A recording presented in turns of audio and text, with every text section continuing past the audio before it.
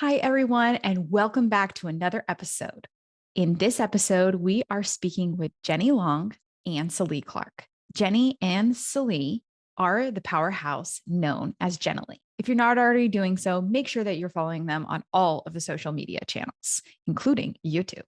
Jenallee are authors, speakers, and in today's world, social media edtech influencers. And on this episode, we discuss how the Jenallee came to be, tools that you should be using in your classroom, as well as what it's like to work in a duo. And they leave you with the top tools that you should be using in your classroom today. So tune in, turn it up, and let's get ready to do this.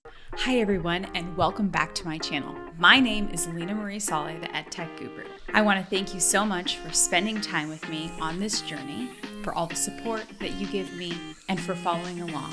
Don't forget to hit the thumbs up button, subscribe, and let's get ready to do this.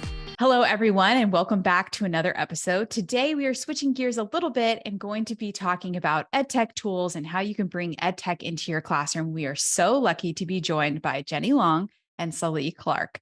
Jenny and Sallee, how are you guys doing today? We're great. Thank you. Thank you. Awesome. We are so excited to have you. We are really excited to have you both on. Jenny and Sallee and myself, we actually met on the conference circle conference circuit when I was working at Code Monkey. So it's been really great to keep in contact and kind of see each other grow over the years. So I'm really excited to share this episode with all of you guys today. All right. So to kind of kick things off, I'd love to hear a little bit of how you guys basically both got started and how you guys found yourself where you guys are today. I'll get started. This is my 24th, actually probably, finishing up my 24th year in education. We always have to do the math and try to remember. Mine is my years of marriage. So it's a little easier. And Sallee's is her son's age. Yeah. But my 24th year in education, and I pretty much always knew I wanted to be a teacher. I have a family of educators. And so the only other thing I thought about was maybe going into dentistry because I worked in a dentist office as an assistant for about 6 years. And so I thought about that for a brief second, but just knew education was what I was supposed to do. And so I have a bachelor's in English through 1st through 8th grade. So majoring in English. And I also have my master's in instructional technology. And my very first job was actually running a computer lab. So it was kind of destiny that I was supposed to be in EdTech, but I mostly taught math. So being an English major, but teaching math and middle school math, and just have always loved technology. And I was at a school, very fortunate to be kind of in a magnet school where all classrooms were outfitted with computers. And, that was back when PowerPoints were first starting and being popular. And so just always loved adding technology into my lessons. And so when instructional technologist positions became popular, I thought that's what I want to go pursue. And so for about 12 years, I have done curriculum or instructional technology, and I love it. I love working with students and teachers and training and being able to help them achieve things that they couldn't otherwise do without technology. So it's been a fun journey. And I also grew up in a family of educators. However, my mom was a principal, and I ran as far away from education as I thought I could get. I did not want to be a part of it at all after seeing all of her hard work and tears and energy. And I just was like, that's not for me. And so I actually got a degree in marketing. And my senior year in college, I was off Tuesdays and Thursdays. So my mom was like, come back and sub for me on those 2 days and make some extra money and help me out. So I was like, okay. And it was fate. I should not have done it. No, I'm joking. I loved it. I fell in love. I love subbing. I love the culture. I love the kids. I loved the teachers and the community. And so I immediately was like, well, how do I do this? And so I actually got my alternative certification in EC through 4th generalist and also EC through 12 special ed. And so I began teaching in a pre-K classroom that was both general ed and special ed students. And then I moved from there into the library. And so our assistant superintendent, we were talking one day at the school I was at, and she was like, we need a librarian. Are you interested? And I was like, actually, yeah, I would love that. So I went back and got my master's in educational technology, but also with a librarian certification. So I became a librarian and did that for about 10 years. Then I transitioned into an instructional technology position, which is exactly what I was doing in the library. I was flipping my classrooms, going in and model teaching and co-teaching with teachers and planning technology, integrating it into their classes. And so then it was just a natural fit for me to move into educational technology. And I've been in education now I'm finishing my 18th year. Is that right? Well, he just turned Yes. 18. But so- I'm a year ahead. Mhm. Yeah. So I think it's 18. We think something like that. It's good that you guys can remember both of those things because after a while you start to forget those Yeah, things. it But nice all- that you have We good can never- yeah. good lining up points with some personal parts of your life too. So that's really interesting actually to hear that you guys, well, you, Jeni, specifically, that you were right in a computer lab from the very beginning, because for a while they were, computer labs were like the big thing. And then they kind of yanked a bunch of computer labs Mhm. out and said they're not important. So how did you kind of find that shift for yourself? Because you did start out being super techie at the beginning and then probably seen a little bit of a transition. So how did you kind of handle that movement? Well, I mean, unfortunately, like I said, I went for a few years, I was in Montessori. So that really kind of was a nice blend to kind of have some of that hands-on and that creativity. So that kind of sparked some of that too. And then my first math classroom was a magnet school where it was, computer outfitted and everything. And so it just, from the get-go, I really just loved having students work around a desktop computer, working together, collaborating. And so I just kind of always had that passion and love for that. And, we didn't have all of the luxuries that we have now. So now, we always joke like, it'd be nice to go back into the classroom and actually use the things that we have. But, just seeing those instructional technologists come around and bring in those fun lessons and bring in that technology really kind of sparked that love for me. And then I had a best friend that taught across the hall, and we both kind of were like, let's go do this. And so she got a job in one district and I went to a different district. And just from there, it was just, I've moved around a lot. I have been in about 8 different districts, but it's been either opportunities or moving to other, cities or states or whatever. So it is hard. I mean, we've seen that in districts that we've been in where it went to a big maker space time for a while where they took the computer labs out and then we're like, oh, but they need to type. And now we've gone to all online testing and we're like, okay, maybe we need that computer time back.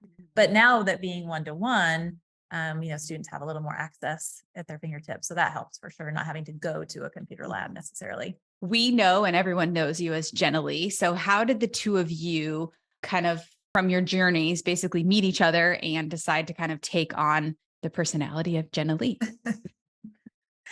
Well, That's a fun yeah, story. it is.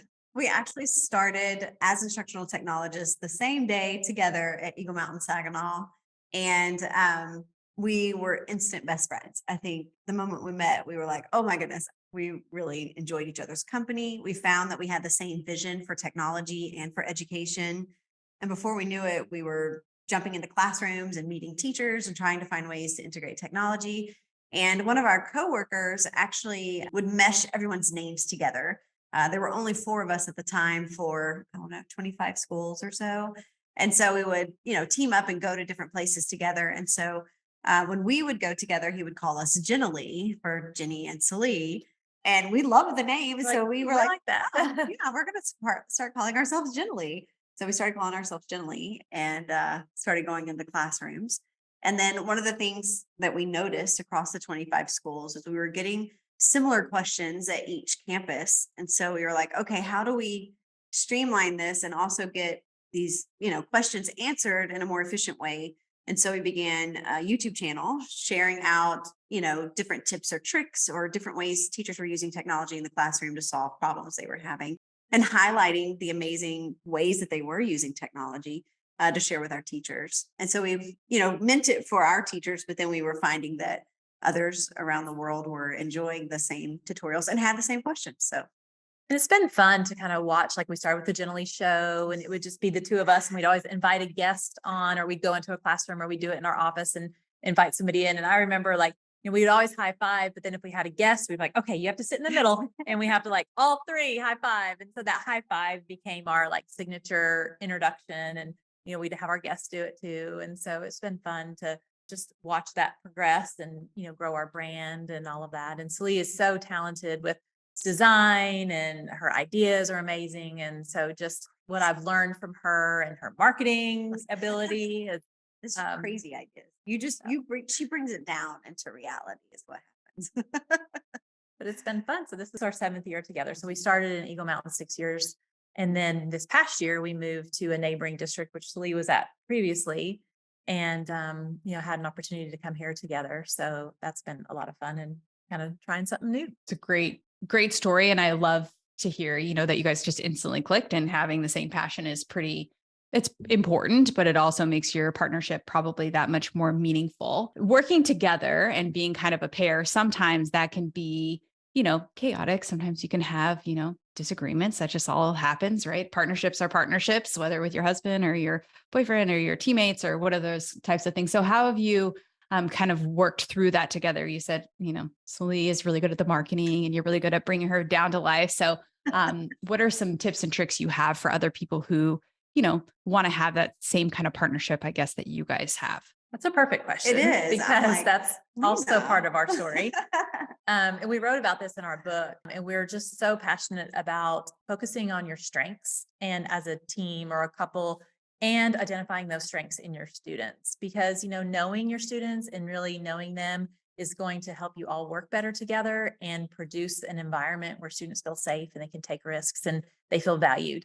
And we have done that with us, and we did it with our previous team. We all did the Strength Finders survey. And so we did that and we identified our top 5 strengths. And it was really eye-opening with our team of 10 at the time to see how we were also different, but yet similar in ways. And then we realized, oh, that's why she does the things she does. That's why he is the way he is. And so it really opened our eyes to understand how we work as a team, but it really changed the way we work as a pair, because Sallee is so extremely gifted and can create. Like, you give her an idea and she has like 20 different ways to do it. And she can go in Canva and create these beautiful designs. And she has strategic is one of her strengths. Ideation is one of her strengths.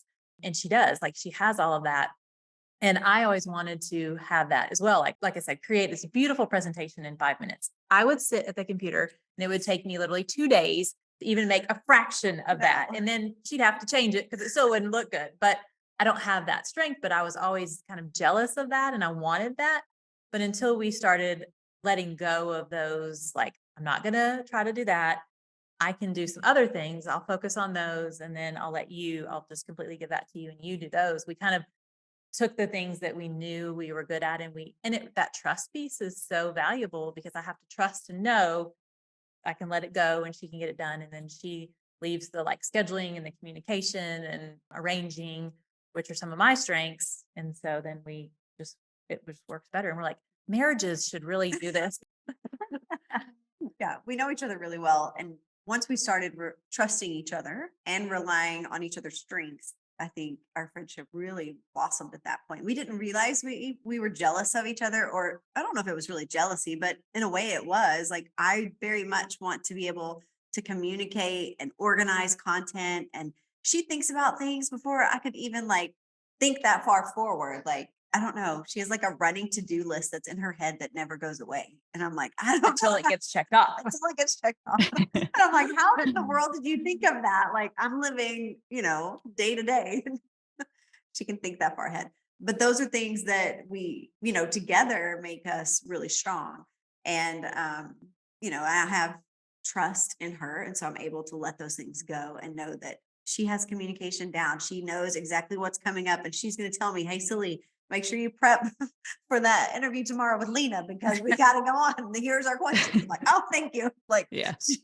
So she's able to think of those things where I would never think of that. So there's a few important things that you guys kind of touched on. And I know that often when I talk with educators, and I'm sure you guys see it every day, you're in the classrooms and working through things, is many times as educators, we work so much in silos. Like, you are responsible for doing your, as an elementary 4th grade teacher, you do everything and you have to be responsible of doing everything. And I think the pandemic actually opened Pandora's box of being like, oh, we can actually do kind of a partnership model like what you guys are doing and kind of figure out where our strengths are and where our weaknesses are and how we can kind of tackle that together, because we can't do everything all the time. And I think that's an important part that as educators, we don't ever talk about enough. Like, how do we actually hone in on each other's strengths to make our jobs easier? Because we can get jealous, we can get envious of one another, but how do we actually make it work together for a symbiotic partnership? Because your team is always going to be there. And at the end of the day, you guys are spending more time with each other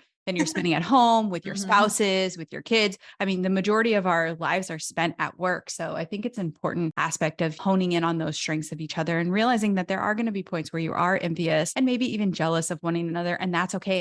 And sometimes they may just make you mad. Like, that's just part of life and that's how we deal with it. But how do we kind of overcome those obstacles that we face together to kind of lean in on each other a little bit more, I think is important. I would also say on that same note, because we talk about this too, how it's interesting how we will get upset at each other or have a problem, but we're quick to resolve it. Like, we're very open with each other and honest with each other, and then we forgive each other. I think that's a big piece of that as well, because if you're not able to have that communication where you can be open with each other, that makes it very difficult to rely and trust on someone. Yeah. And we both have positivity as one of our top 5 strengths too. So being positive, like, we're just not negative No. people too. And Yeah. I don't get angry really, it takes a lot to really upset me and I can move on, so it's nice too. Just personality wise, I think it is a nice combination. Yeah, I think so too. And I think being able to resolve the conflict is an important part of any types of, conflict, because you guys are, ed tech experts, I would say, really good at, the instructional technology piece. Seen the pandemic where everyone was forced to do ed tech. And then we saw the last year, kind of a lot of people retracted, right? We were at a conference recently together and there were many people in the room who just still, honestly, are not doing ed tech. They're not really incorporating it. They're not embracing it. Sometimes they think of it as like, oh, I am doing another thing. It's just adding to my list of, that sort of thing. But actually, in my opinion, and probably in yours too, it makes your life easier. There's so much more that you can do with it. You can recycle lessons and you can modify and you can differentiate and you can do all these types of things. So what tips would you give for a person who is looking to, really embrace ed tech this year in their classroom, whether it's a refresh for this beginning of the year or really starting to think about what they want to evolve and change for the coming year? I would say, and we say this a lot with our teachers, is because there is so much out there, especially during the pandemic, we're like, sign up for this for free, sign up for this, sign up for this. And there were so many things. We're just inundated with new resources and tools. But, we always tell teachers, just find one thing and own it. Like, instead of trying to do all these 10 things and spread it everywhere. And as a parent, I don't want, do I go here? Do I go here? Are we using this today? Like, streamlining things a little bit more to kind of keep it simple. But that way you don't feel so overwhelmed, because I know I get that overwhelmed. Like, oh, I want to learn this and I want to learn this. But like, hey, take a couple things, learn it really, really well. And then you can maybe move on once you feel comfortable with that. And don't feel like you have to be an expert in everything. And don't feel like you have to be the expert too, because sometimes our students are the ones that can teach us and we can learn from them. So I think teachers a lot of times feel like, well, I don't want to let my kids get into Minecraft because I don't know how to do it. And I'm like, no, they can teach. And we've done that. We've been in the classrooms and we're like, oh my gosh, we just learned so much in this 10 minutes listening to these kids discuss their worlds and their biomes and their resources. And it's just amazing.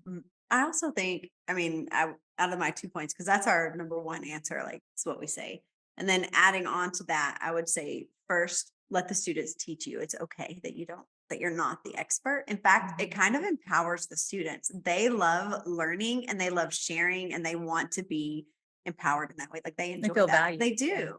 And also, number 2, I would say, give yourself grace. Like, it's okay if something doesn't work, because it's not going to work. It happens to us all the time. Like, we'll try something and, oh, that did not work at all. And that's okay. I think that's part of learning and part of trying new things, is being able to, give yourself some grace and know that tomorrow's a new day and we'll try it a different way. I think those are all really good tips. And I also say the same thing. At that same conference, when we were having lunch, there was a teacher who sat down and she knew I was coming to present at her district. And she was like, I can't do Canva. I'm like, that's okay. Like, it's fine. I was like, well, what are you doing this year? She's like, I haven't really ever done anything. I mostly just have a lockbox of papers that I've been using for years. And she's like, but my coworker is really good at technology. So I've decided this year, I'm just going to bring all of my lessons online and I'm going to like organize them in a Google Drive. I was like, okay, that's great. She's like, do you think that's enough? Do you think that's okay? And I'm like, I think you need to be really good at one thing and be really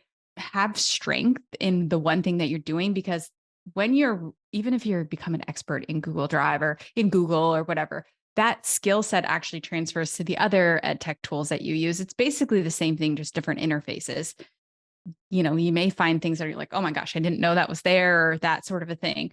So I think that's a really good point. And I also want to speak to students. You've mentioned students a couple of times, and I think they're the important piece sometimes in these puzzles is they are digital natives. They've never known life without a phone. They've never known life without internet. Sometimes if you play a dial-up tone, nobody knows what that is. They have no idea what it is. And most of the cartoons and things that we grew up with, Jetsons, like it was so far out, but like it's not that far out to them. That's actually the reality of where we live. So I think oftentimes, and we've heard this, oh, my students, or you'll be observing in a Facebook group, or let's say you're meeting a group of teachers and they're like, oh, well, my students can do it really easily. And so, but I don't want to do it because I don't want to lose control. The thing is you're right. The students can teach you. They're going to have ownership and they're going to be excited. They're going to be like, oh, miss, look what I did yesterday. Look what I can show you. And they're going to empower you and actually become the teachers. And I think as teachers, what you're saying is you kind of have to relinquish a bit of the control and know that it's okay that you don't know everything, and that these pieces can actually drive engagement, drive student ownership, drive entrepreneurship, even sometimes of students and different skill sets. And I've also found that the students who are often low performing, this is the place where actually even very low, performing SPED students, they come in and they're like, look what I can do. Look what I can show you. And it speaks to a lot of students' strengths more so than giving them a paper, pencil, pulling that old resource out of your filing cabinet that's been there for 100 years. That doesn't really speak to anyone's strengths, right? There isn't a skill set really in that piece of paper, the same as there will be in those tech tools. So I think exactly what you guys said is really, really important. Well, we're living a time too where things are changing and evolving. Who thought we'd So be fast. making TikToks and doing these things where kids know how to, use audio and video in different ways too than we even experienced as students. So, And I would say as a teacher, becoming the facilitator is really key because those are the things I can't control. Like I want to control the way my students are thinking and adding to that critical thinking aspect of it and the direction that they're going and researching. And I don't have to control necessarily how they're doing it or the tool that they're using. It's more of me facilitating the direction that I want their learning to go. And sometimes it encompasses, we want to control all of the environment, but you don't have to control it all. We can just control and facilitate in those certain areas. And with the world moving as fast as it is, the students just have way more access to things that they wouldn't have. So when you try to control all the variables, it just doesn't set them up for the world that they're going to see outside the classroom. So I like what you're saying, just knowing that you can only control certain pieces. So that's an important aspect. What would you say if you were a teacher and you were to walk into a teacher's classroom that isn't super familiar with EdTech, or who knows, they could be a master? What is the one tool or a few tools that you would really suggest for a teacher to embrace to amplify their classroom? I'll say my top three. Well, they're probably the same. Maybe. I know they are. There's no question. Well, and we like, our platform really is, we love creativity. We love encouraging creativity in teachers and in students, because like you said, you're going to find that student that might not show that on paper pencil, but you give them the ability to create video or to just use animation and things like that. So we love Canva, would be probably our number one tool for creativity. And there are a few others, but that just is our go-to, and so it's funny because Sallee does everything in Canva. Like I would normally and I've changed a little, but I would go to a Word document to start something. She just goes to Canva, and now we have docs, we know. But it's just funny, like our starting of our designing and the way we think is different. Like she's very linear in her thinking process when I'm more visual in my thinking process. Like if I have a picture and I can go off of that. And we were laughing the other day because my son took notes in class and all of his were essentially sketch notes. Like he drew pictures and he had, like very illustrated. And I was like, okay, you think the same way I do because I'm the same way. I need that picture and how I remember it. Okay. I But already I'll know. do more bullets or Yeah, whatever. she's very so like, yeah. Yeah. Okay. I know the second one. the Okay. second one is. Okay. You ready? I'm going to say it. Okay. Okay. See if I'm right. OneNote. Oh, okay. Oh, Yeah. no. What's it? No. What's it? No, it could be a third. So Oh, yes. Okay. But that was in your top three, wasn't it? Mhm. Okay. Yeah. It was in our top three. Okay. So we love OneNote, especially for organization between the two of us, and in our classrooms, and especially in conjunction with Microsoft Teams. It really does make that LMS just incredible, and it makes to us Canvas, another LMS, incredible. Just because we can't find another app that has the same functionality. You can send out work, students can ink, they can add audio, they can add video. You can add video. You can. I mean, it's really it allows for you to do anything you really want to do within it. And we use it on our phones, we use it on our Everything. computers. It's where we house everything between the two of us. So Well, and we've always been fortunate to work. I've mostly only ever worked in a Microsoft district. And so we're just, we say we like bleed Microsoft Yeah. purple blood, because between OneNote and now Teams and everything, but now the district we are in is dually lined, but they are mostly Google. But we've been introducing some Microsoft things in OneNote, like our coworkers are like, oh my gosh, I'm going to make a OneNote for that. And everything we do now is in the OneNote. We have shared OneNotes for everything. So it's just amazing when people see the power and what you can do in OneNote, they're just blown away. So. and when we just the other day, somebody asked us on Twitter, which we haven't answered, but we're going to, about like digital planners, like how are you doing that? And we're like, oh, well, we app smash Canva and OneNote all the time. Like the two of them together are just amazing. So we'll go in and design our planners, put them in our OneNotes, and then we ink and share across, and put all of our stuff into it. So it really makes it versatile because so many apps can be added into it as well. Okay. What's your number I three? have another two. Actually. Oh, it wasn't in your top three? Yes. Oh, okay. But I was have like, another one. dang, I sorry. thought. Okay. Another thing that we love sharing and encouraging teachers is gamification. So we love, just interactivity and games and escape rooms, which is, so much fun right now in the real world. But we love using Jenallee, which a lot of people haven't heard of. And so we love sharing it at conferences when we present because you see a few hands go up. We're like, yes, we get to share this amazing secret with you.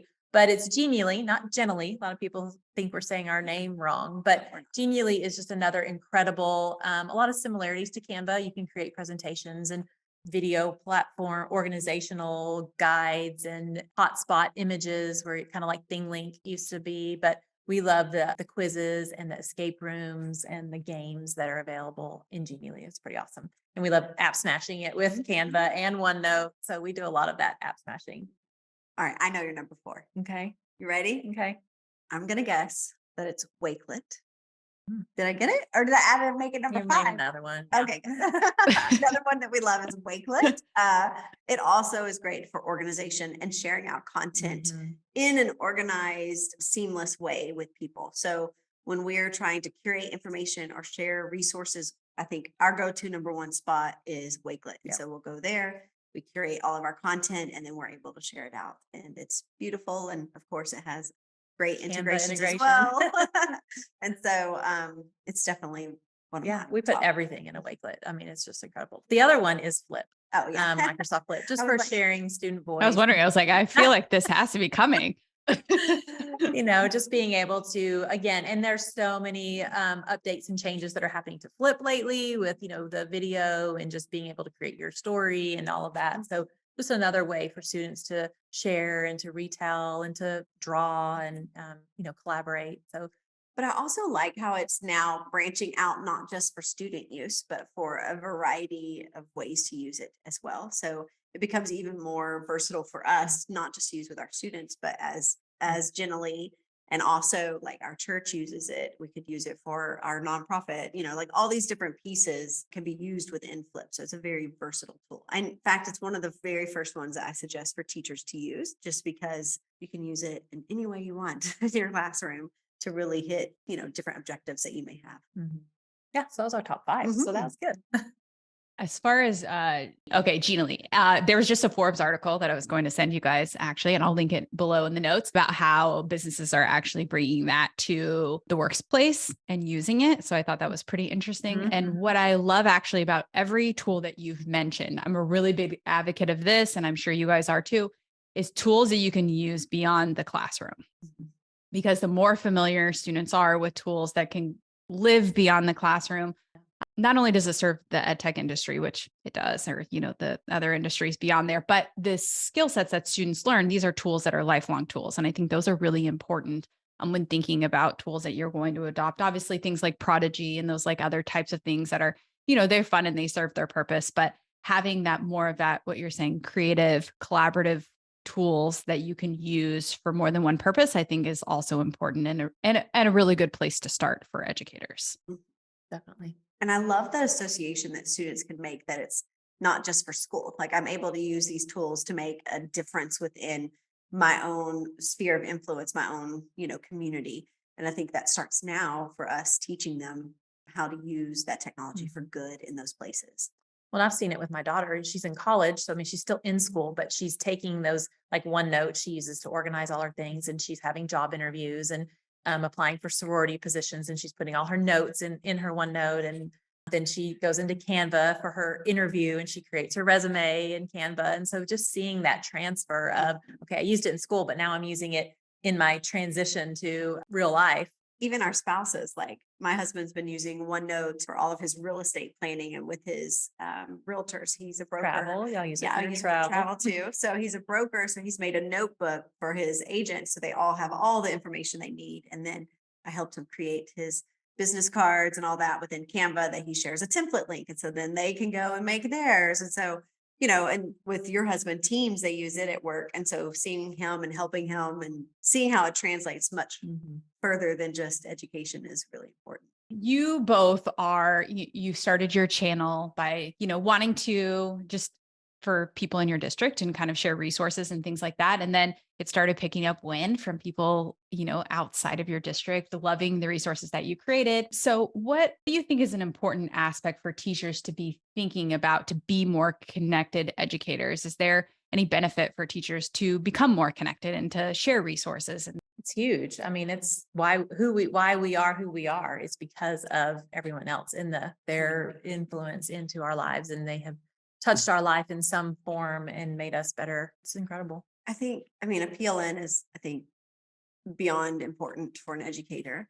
I think at first, when I first went on Twitter, all I did was alert, right? Like, I just would follow people and I would see what they were saying and try and learn from them and get an idea from them. And then before I knew it, especially in the library world, we had to advocate for ourselves because funding was getting cut. And so libraries were getting cut. And so as a way of advocating for myself, I began sharing things on Twitter. And I didn't think necessarily I had anything to share. I just thought, oh, I'm going to share because I need to share what we're doing. And I think that's the thing I hear most from educators is, I don't have anything to share. But I think you absolutely do have things to share. You don't know that it's something that somebody else doesn't know or somebody else would value, but it can be the simplest of things, but no one, people don't know those things. And so sharing your voice is imperative. And I think it helps all of us become better educators and better human beings because we're able to share our thoughts and voice in that community. Well, and I think it's important too. Sallee really helped me. Like, I've used Twitter for, what did my thing say the other day, 13 or 14 years. My little, did you know when you joined Twitter? But it was mostly when I would go to a conference and I'd, tweet out a quote or something. But then when Sallee and I, started working together, we'd go in classrooms and we would just take pictures and we would basically like promote the things that were happening, and she taught me how to reach out to people and get them to come in and do like a mystery Skype or whatever, or finding those relationships. But the value of sharing out what you're doing and just showcasing, this is what we did in class today. And then somebody's like, oh, that's awesome. Can you share that with me? And just building that community and that network. But, until we really started just branching out and finding those connections, like there's a whole world out there. And when I was in the classroom, because I was just thinking, as you were talking about that, like I was in my four walls teaching math, doing my thing with my best friend across the hall. And I didn't see the need to really branch out because I was just right there. But I mean, it opens up this whole world that you don't realize is out there. It's incredible. And I don't know, like now when they were talking about Twitter going away, or like, what would I do without Twitter? I don't know if I can survive. But, people say there's bad things out there, but we always say to teachers, we only follow educators. Like, our feed is only education and we don't see bad things. And if we do, we remove them or whatever. We move on, like, go past that. So, I mean, and we always encourage people to, get on Twitter, find those communities and and reach out and go to conferences and start just beyond just tweeting out a quote, really build those relationships and yeah, make a little tutorial video or, share things like Well, we learn things all the time from people. it's leveraging that community, right? Like when you go to a conference, you say the room is the smartest person in the room, right? It's the same online. Like the PLN community that you have is the smartest person online because everyone working together and sharing their thoughts brings about new perspectives and new ideas in ways that you never could come up with on your own. And so being able to share and also, learn from that community is rewarding and empowering and important, critical within our lives and how we learn and how we operate within our profession. I think teachers are also, it's isolating. It's hard. Teachers are leaving in droves and the profession isn't getting easier. I think that's just the truth. It's not going to for some time. And so I think leveraging a community of being connected is really important because one, you find you're not alone.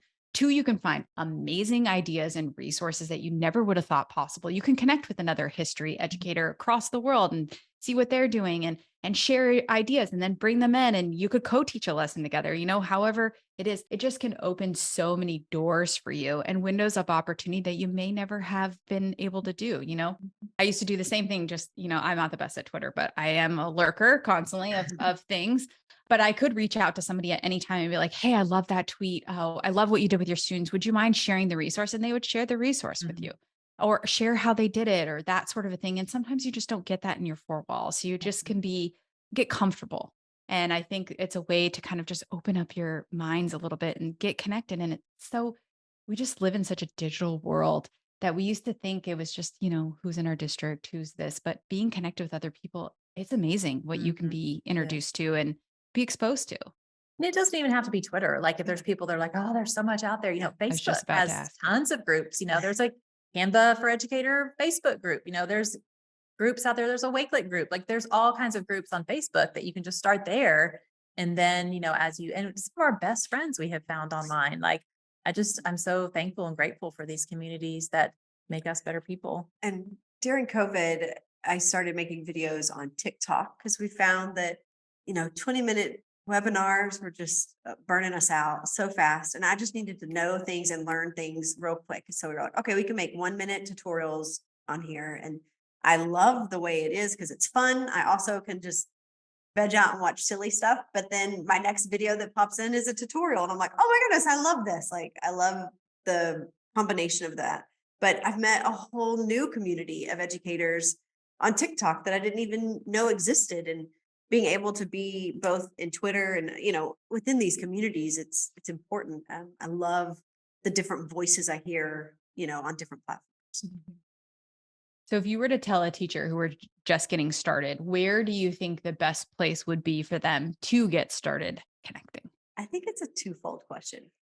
I feel like first would be, where are you connected already? Like, what are you comfortable with? Are you comfortable with Facebook? Are you comfortable with Instagram? Are you comfortable with TikTok or Twitter? Whatever it is. If you already have a comfort, I would say start there. But I also feel like it's twofold because Twitter means so much to us. It is where we built our first community of educators. And I feel like it has such a wonderful, robust connection already that it's a great spot. So if you're not connected somewhere, or if you're interested in branching out, then I would say go for Twitter. It's scary to people if they're not comfortable with it. If they're like, oh, I'm not a tech person. I don't do all that, but most people are on Facebook. So if you're on Facebook, then embrace it, find those communities that are there and start interacting in those threads, and asking questions and connecting, and then maybe branch out once you feel comfortable. And there's some people, we're not huge Instagram, but we're, getting there. But there are huge Instagram communities, and if that's where you're comfortable, then, just kind of dive deeper into where you are and then maybe branch out. I think what you said was key though, to start interacting. Like, I think like you, I think a lot of us are lurkers. We all are going in and looking at different things, but until you start interacting, that's when the true power of social media and that PLN comes to life. So I think that was Well, you have to be vulnerable. It's scary too, because you ask a question and then you're like, oh, that was stupid. Oh, Why did I say that? And then somebody already answered it or already asked, like, oh, if I would have just read that, like but, it's okay. Yeah. That's how you get your voice out there. And I think it's okay too, though. It goes back to that giving yourself grace. Like you don't have to know everything, and it's okay that you don't know things. That's how we learn. That's the beauty of being, lifelong learners is we don't know stuff. That's okay. I was just going to say is one, being authentic, being vulnerable is number two. And actually I've been seeing a lot of, I belong to like all the groups, try to follow all the different things. But what I do like about Facebook is that you can ask anonymous questions. So you could be like an anonymous poster. So if you're like super scared to do it, you could be anonymous and like post something. But I just think trying it, I think that's the most important thing. I call it being socially active, trying to just be as active as you can, liking something or just commenting, being like, oh, that's such a great tip. Or if you're too scared, send a DM and just be like, hey, I really like what you shared. And you'll be surprised how welcoming the community actually is. I think it's so scary to just hit send the first time, but then you're going to realize that like everyone's being authentic and vulnerable and you're not alone. And I think that that's an important aspect too. And I mean, I think we've had people come back at us with things and not be nice or, give Yeah. us some pretty hard criticism. And that's okay. Like, I think that goes back to us understanding that we don't know everything. And it's okay also that we disagree with someone and we can respectfully do that. And so I think it's just understanding, it's the same as in person. Like I can respectfully disagree and also be nice to you in person as well as I think our kids need to learn this because I'm so tired of them just blocking each other. I'm like, no, you need to actually have a conversation. I don't just block people when I'm, disagree with them. You can have a conversation and talk and it it's out. healthy. It's healthy to know these different ideas and it's healthy to think about them and to mull them over and decide like where do I stand on things. It's important for us as educators to do that and as human beings and kids. So obviously people can follow you on Twitter and those different aspects, but if somebody were really wanting to find out Jenallee and find all your resources and things, because you guys have a wealth, you have books, you have, you guys have YouTube, you have TikTok, you're very active on Twitter. So where would you suggest for people to find you or connect with you? What would be the best way? Well, we have a bit.ly that goes to all of our platforms. So it's just bit.ly/Jenallee and it's lowercase Jenallee.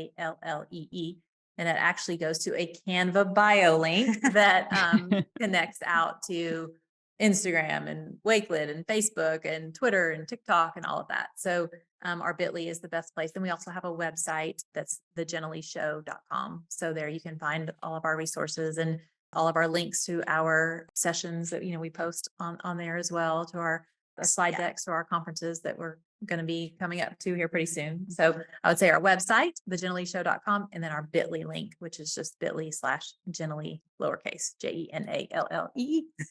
And we'll make sure we link all of that down below. So don't worry if you didn't catch it now, that will be down below. So you mentioned the conference and you guys are doing quite a bit of conferences. So if somebody were to find you or stumble upon you at one of the conferences, what are some of your upcoming conferences that they may be able to find you at? Okay. First up, we have FETC in New Orleans. So we're super excited to go there this year and we are featured speakers there. We'll be doing a lot of sessions. 14. That's a lot. But they're not all us. Like we also are working with the E-twins, Alberto and Mario Herreras, and also Scott Bricker. So it will be a combination. It will be fun, entertaining, and also like a lot a of wide spectrum of sessions. Yeah. And they're different specialties. That's why we're super excited to be working with them because Scott Bricker, he's chief technology director in California. And he's very good. Like he comes from an administrator point of view, which I think is very valuable. And then also he knows a lot about how the brain operates and making sure that we're incorporating that into how we're teaching and using it in the classroom. The E-twins, they were bilingual or dual immersion language teachers in Utah. So they taught Spanish in an immersion classroom there. They are from Spain. And their specialty is classroom experience. They know how to make things. They do a lot of gamification and also a lot of SEL content. And then we do a lot of also in the classroom, but really coaching from a teacher's perspective. So you kind of have the admin, you have a coach, and you have an educator perspective. So we're super excited about that. Sorry, I went off on a No, tangent. it's good. Okay. So we'll be at FETC. We also will be at TCEA in the next week in San Antonio as featured speakers again with them. So we're excited about Same that. group. Same group. Then we'll be headed to IdeaCon in Chicago. So this is our first time to go to that conference. So we're super excited to meet new people there and expand our PLN. Also, again, we'll be featured speakers with Scott and Berto and Mario. Then hopefully we will be making it over to NCCE after that in March. So that'll be a new conference for us as well. So we're excited to be presenting there.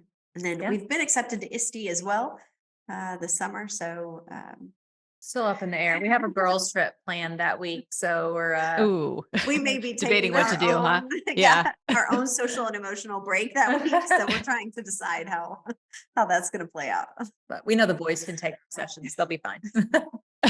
after seeing it that many times. You guys are kind of stepping out of your comfort zone too and going to like different places like Chicago and hopefully Seattle to kind of meet and network with other educators there. Jeni and Sallee are both in the Dallas-Fort Worth area. So TCA is kind of natural, more of like a natural fit sort of a thing. So it's nice to sometimes, even more seasoned people in the tech space also take risks and challenges and get uncomfortable. So just know that you're not alone. Mhm. All right, ladies. Well, thank you guys so very much for joining us today. I'm so excited to be able to share this episode with all of you. Like I said, everything will be in the episode notes, and we hope that you guys catch both of these ladies on all of their social medias, and then hopefully in person, taking one of their sessions. You won't be disappointed, I promise you. Thank you, ladies, so much again for joining me today. Thank you so much for having us. It's been great. We love it. And we always close with, don't forget to go and be A different kind of awesome. Bye. Ooh, I love that. Bye, everybody. We'll see you guys next time. Bye. Thank you so much. You've made it this far. We are so thankful that you're here. Make sure to hit the subscribe button, thumbs up, comment below, and join us for all of our next videos. Thank you so much for joining us as we disrupt education together. See you guys soon. Bye, everybody.